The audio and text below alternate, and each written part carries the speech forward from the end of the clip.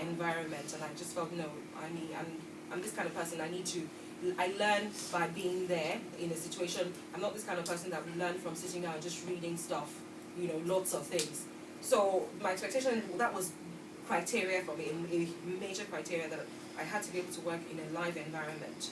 So when I came onto the course, I did find that I was working in a live environment, and to a certain degree I was like, oh God, how am I going to manage it?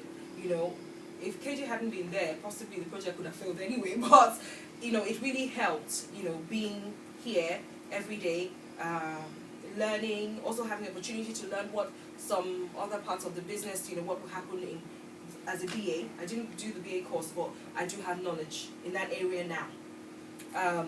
So that's what I got from the course. I got my experience that I wanted. I also learned new things. Now I can talk authoritatively that I worked in an agile Scrum environment, which prior to that was Greek to me. I thought it was very techy. If you say agile, I was like, no. I don't want to learn techy stuff. I'm only here to learn, project management and how to manage a project office. So that's what I got from the course. I learned different methodologies, like the agile Scrum one. I can talk about it now. And I've actually been asked that question before in an interview, and it was very easy. It was very easy. They just said, well, when you have how do you do your meetings? I said, we have a stand-up meeting. And we just say, okay, what are you doing? What are you doing? And that was it. And the man was quite happy with that she knows what she's talking about. Going forward, I'm happy I did the course, because if I hadn't done the course, I probably would still be looking. I would still be looking. Some people are lucky. People's stories are different. Everyone's path in life is different. I'm not going to compare myself to someone who did one interview and got it. I know that I had to go through that process to get where I am now, and I'm happy I did.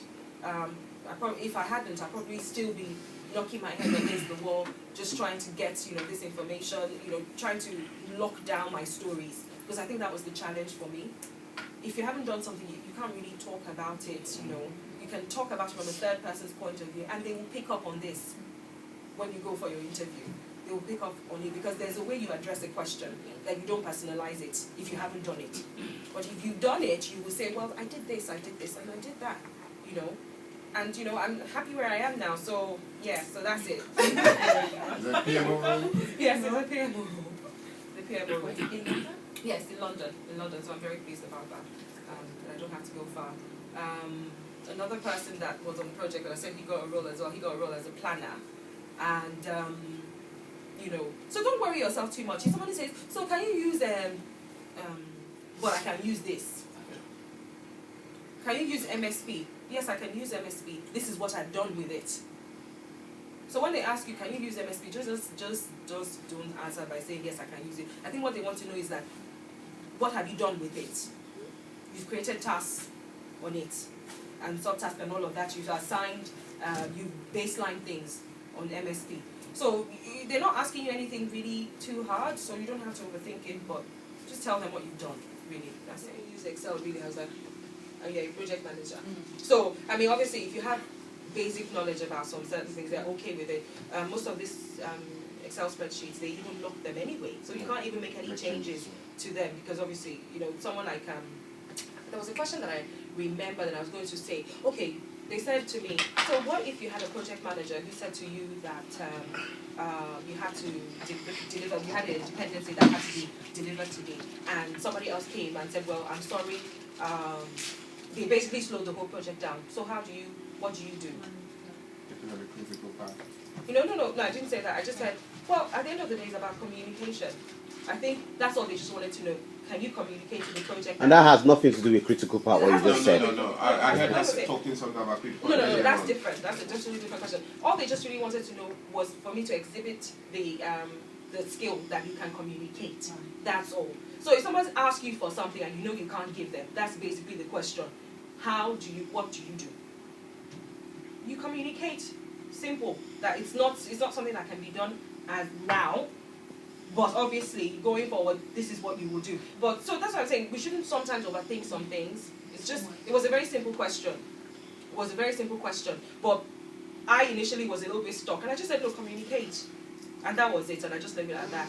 So I think he wanted me to go extra. I can't be thinking of anything extra to say. Say, well, yeah, right, yes, you do communicate, and of course you tell the project manager, what's going on and why is there going to be a delay. Projects will have a delay and it's not your fault. Can you share that critical part?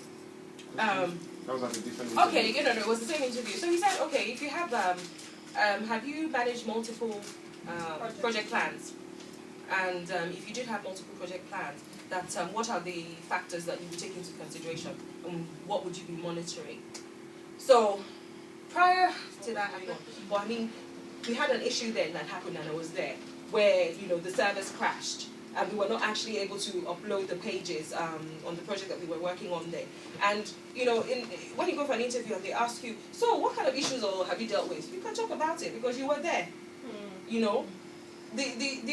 That's why I came. I needed that experience. I needed that live experience. I didn't want somebody else telling me what they did. And, by the time things move from the first person to the second person, the story it has changed.